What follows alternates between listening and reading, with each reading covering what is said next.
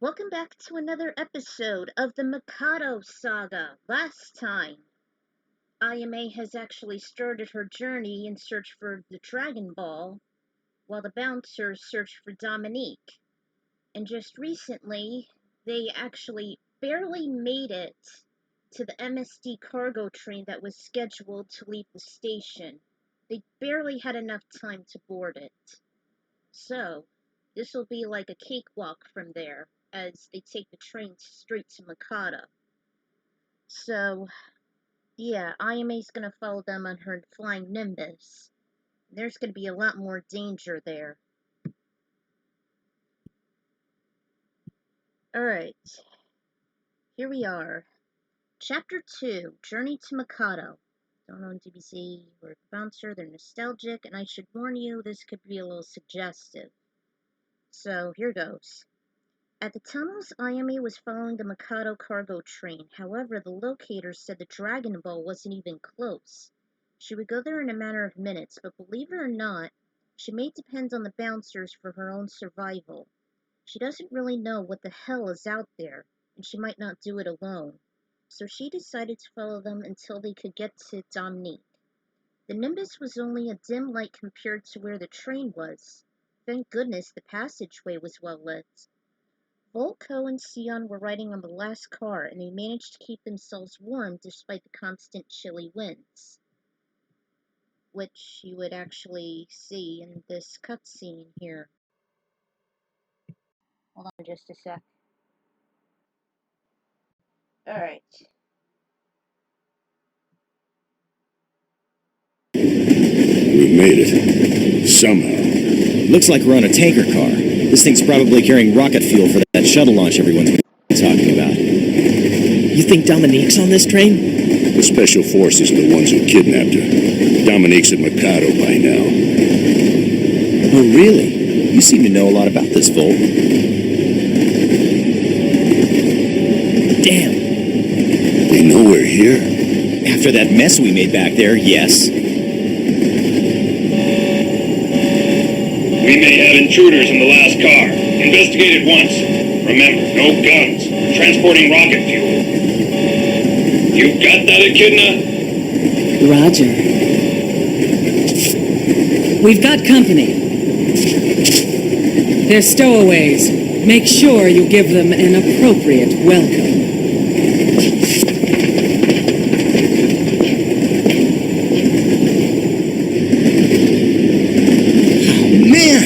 We're gonna freeze out here! Is there any way to get in?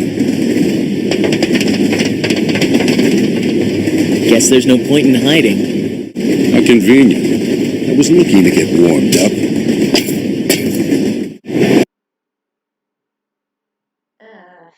Hold on a minute. I wish the scenes wouldn't come and go so fast. Alright. Sure enough, there were some... I already did that. Blah, blah, blah. They're gonna tell me where Dominique is, whether they like it or not. Better take him out before my backup gets here. Only 3 of the officers awaited them, and to Ayame's surprise, no one actually fell off the train while it went over 60 miles. The gang had to be really careful as they blocked whatever move the authority figures made before they unleashed some of their blows. Ugh, I hate the ragdoll physics. They're so bad. And Logan thinks it's funny? Forget it. It made each officer wobble and eventually fall over the side of the train. She was pretty stupefied of what they did, as the Nimbus avoided the unconscious bodies. With a few of them gone, the heroes actually leapt to another car where 3 more cops fought them. It was the same routine and they all went down without too much of a fuss. But soon, 2 more men met them, along with the enticing lady, front and center. And you shall see this. And please don't use echidnas looks as fetish fuel. Please. If you don't have a ticket, you're gonna have to pay. And this ride ain't cheap. Where did you take Dominique? So nice to see you again, Echidna. Is that you, Volt? I thought I finished him off. Indeed, but I'm not the Volt you once knew. Now it's your turn to take a trip to hell. This time, I'll make sure I finish you off, along with your friends. You'd be such a hottie if only you kept your mouth shut. Hoo, Co. As Clement once said, Co, you misogynist piece of shit. No, sorry for the cuss, but that's what he said. Oh man, that is good. Then come get some, Echidna. Why, you bastard! They closed in with the working girl leading the pack, and Ayame was a tad worried. The officers were no problem, but the one called Echidna was a threat. She was pretty much like a sweeper, always attacking close to the ground and tripping her enemies. She was all bone but very flexible. She could have sworn she almost moves like a very lethal spider, both beautiful and deadly. Little did I know it was called capoeira, but hey, I always complimented her moves like a spider's. She did leave quite a mark on all 3 men until Volt intervened by the time the cops were out of commission. Barely hanging on for life, Volt finally didn't hold back and let the rage loose. His assailant was down as he pummeled all over her. Ayame couldn't hide her enthusiasm as she saw him literally run her over. Seconds later, they emerged from the tunnels, and the night was very clear and breezy. There was hardly any snow this time. And here I go again. Lousy switching scenes.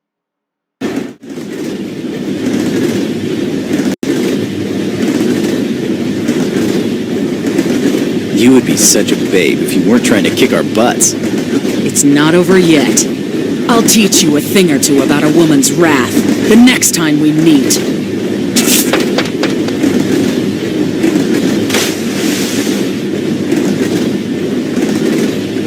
Bold, what happened between you two?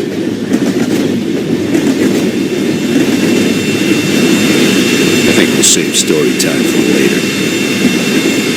She's here.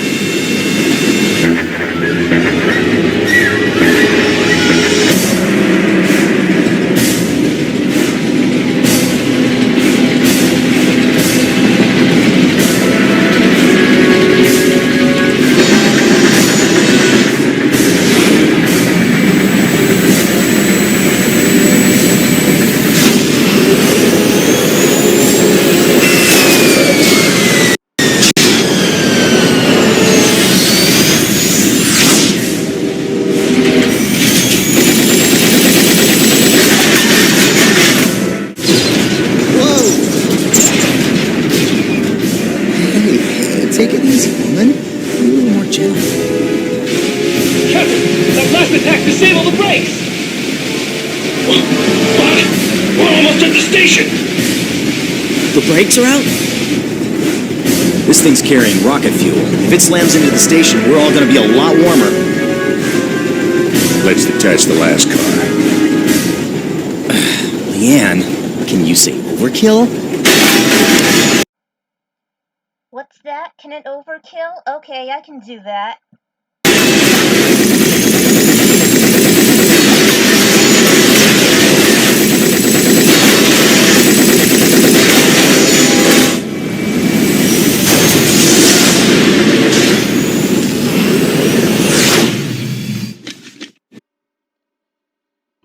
do the other part later. But man, I wasn't sure what to make of her, actually. What's the matter, Chidna? I'm still standing. You're still a jerk, Volt. And there's that other part here. Ayame saw it too. She wasn't sure if the pilot was either a friend or a foe. She can already tell it was a woman, and she wondered if she was the same one she saw typing on her laptop. The one she got the message to kill Dominique! Ayame thought she may be working for Mikado, so the Nimbus zoomed in for a closer observation. She was several inches from the train, and the jet was heading straight for it. Worst of all, she was shooting it. The bullets caused a ringing in her ears as they repelled off the metallic body. She held them as they were feeling they could almost burst. And you saw all this. Outside, the bullets stopped as the pilot took off. She was mere inches away from the hapless train just before she got away. Ayame wanted to give chase. Jeez! Who the hell is she? She can't be on our side, is she? Unfortunately, no one answered her protest.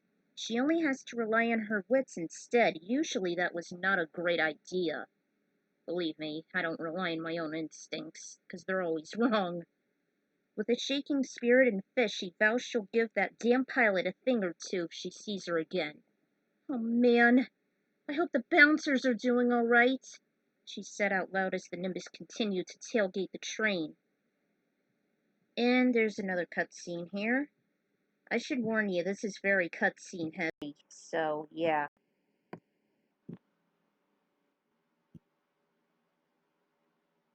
The coupler's locked with a card key. And where are we going to get this card key? It's probably in the engineer's cab. But the cargo's in the way.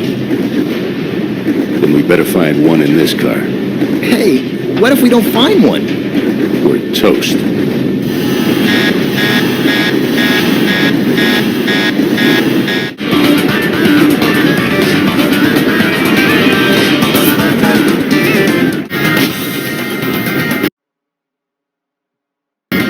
Damn! Oh man! Please let this be a bad dream. We're jumping off as soon as we reach the station.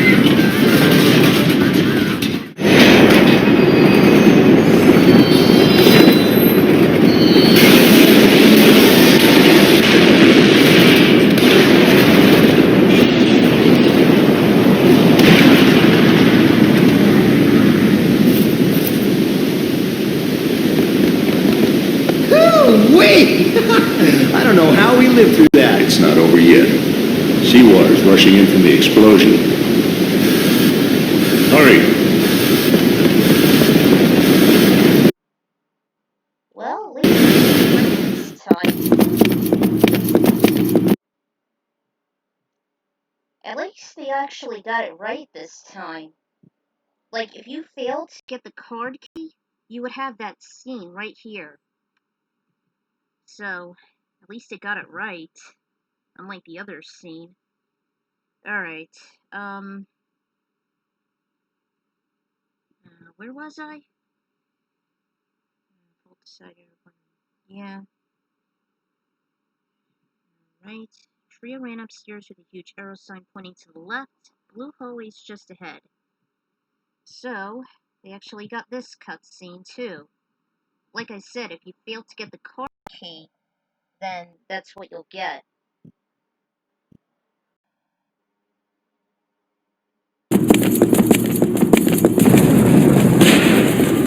This isn't good. The emergency shutters are activating. So we're dead if we get trapped. Can't go back now. Let's push on.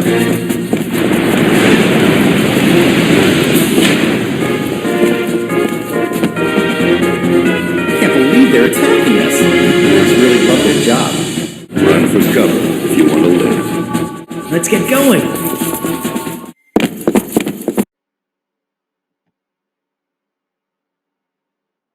Well, actually, I changed a little on this, but what can you do?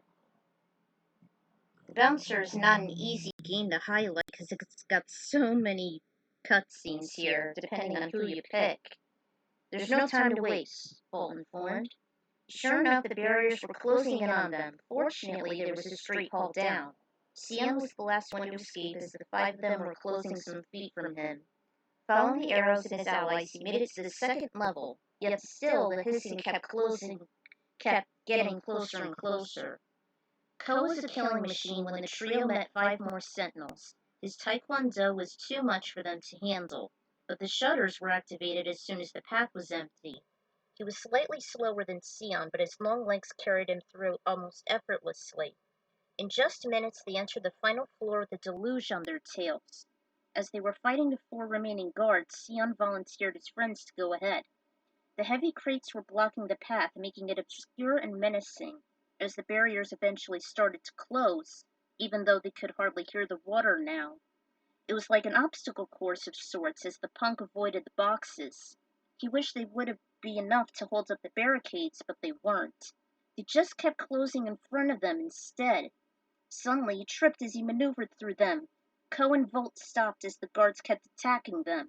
The barricades kept going and Ko decided, Volt, keep these guys busy. I'm on it. Thinking there was no hope, he laid there helplessly like a sitting duck. Is this the end? No! He looked up and saw Ko running to him. Sion, take my hand! He did, and he pulled him just by a hair before the walls dropped on top of them. You got him? Yeah, he's here. Let's go. There's a clear path ahead of us. Surely the barricades won't be trapping us now. Wrestler led the way to two colossal doors. Although it literally says exit in English, I had it in Japanese symbols, but I'll let the cutscene do all the talking here. Ugh. Wish it was Japanese instead. So, yeah.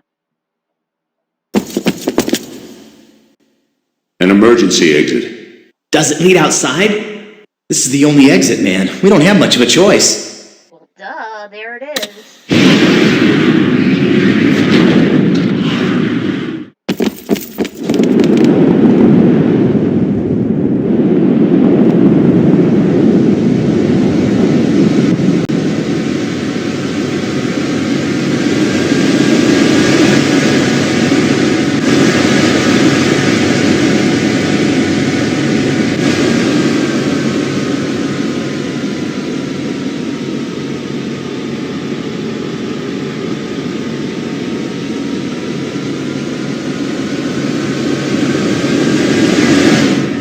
An air carrier.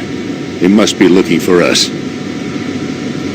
Out of the frying pan and into the fire, eh? What now? We'll hitch a ride. Oh, what a wonderful idea. So should we just go up to them and say, please? We'll look for a chance to jump on. It's going to be a long shot. I hate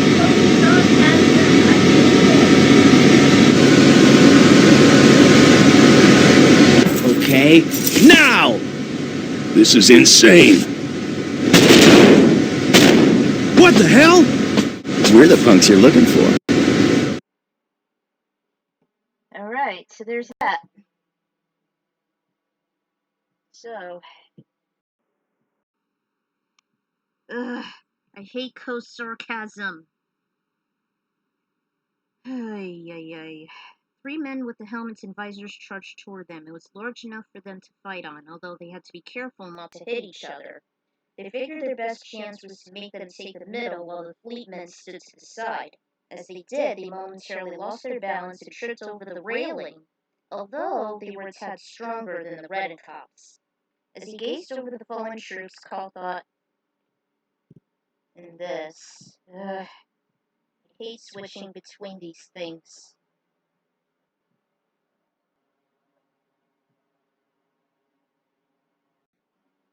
It's a tough job, isn't it? So is Marty.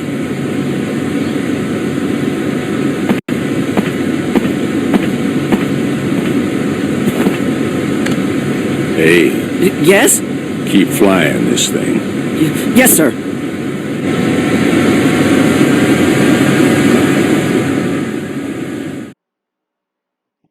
So, Ayame follows them again. Ugh. Alright. Blah, blah, blah, blah, blah. Ayame watched everything from above. She was about 50 feet from the air carrier. In the sky, it was just a yellow speck. She continued to follow them, and her Dragon Ball locator was brighter and louder. She noticed they were actually a lot closer than they were before. This was going to be a cakewalk while flying instead of going at a snail's pace. We'll get to that Dragon Ball yet! Her face lit up, then her pocket began to glow. I wish I had the sound effect for that.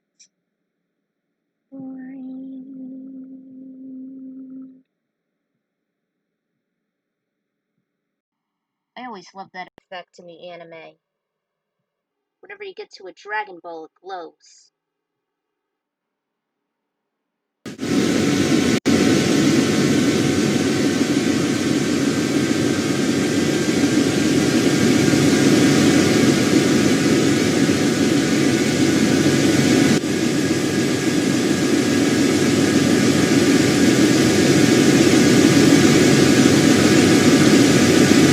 Dominique! Yo, driver, drop us off over there.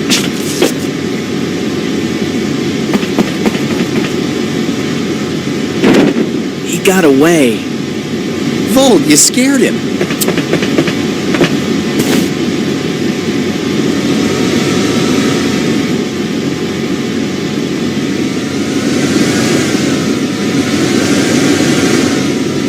Hey, you passed it! Damn it.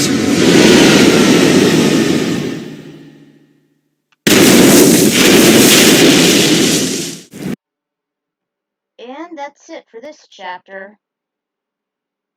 So, there you have it. Alright. He had enough, and he decided to crash land within the woods yonder. It dragged along the ground, and it hit a few trees which snapped like twigs, until it abruptly stopped by an older sequoia with a thicker trunk. Pardon me if I pronounced it wrong. Ayame was incredibly desperate as the bouncers were. She has to get to that Dragon Ball located within that dome. Despite the many dangers, she pressed forward as she landed on a limb. The nimbus soared away, and she could barely stop her heart pacing rapidly. I had a dilemma whether or not I should include the scene with the rushing water. Finding the car key wasn't a big deal, though Echidna was the first few times. I remembered she was tearing my team apart. Ugh, I always hated her. But I figured the story would make sense since Volt would warn his team about the emergency shutters either way. Like for once, the game movie did right. Again, I usually pick Sion for these scenes, as he's always the fastest out of the trio. I like Volt too, but his moves are slow and clunky. I'm not a huge fan using tanks. Like Bowser and Melee. Ugh, terrible. The nimble ones are the way to go for me. Ko's well balanced, but I hardly like his cocky demeanor, as I mentioned. I should probably explain about how I got into the game. It was back in the summer of 2002. I was about to start high school. As a graduation gift, I received a PS2 and a handful of games. Fur Fighters Vigo's Revenge, ATV Off-Road Fury, Escape from Monkey Island, which I hardly played, and of course, The Bouncer, which I actually played the most. I never liked Fur Fighters. It's so overwhelming! And the enemies keep gaining on you. You get lost. The babies are hard to find. Ugh, hate it. The aesthetics were beyond amazing for the console standards, though the gameplay has its flaws, of course. Other than that, I was deeply fascinated with the star character. You'll probably see why later on. I can't wait to do this. Until then, this is the Ecron Writer signing out.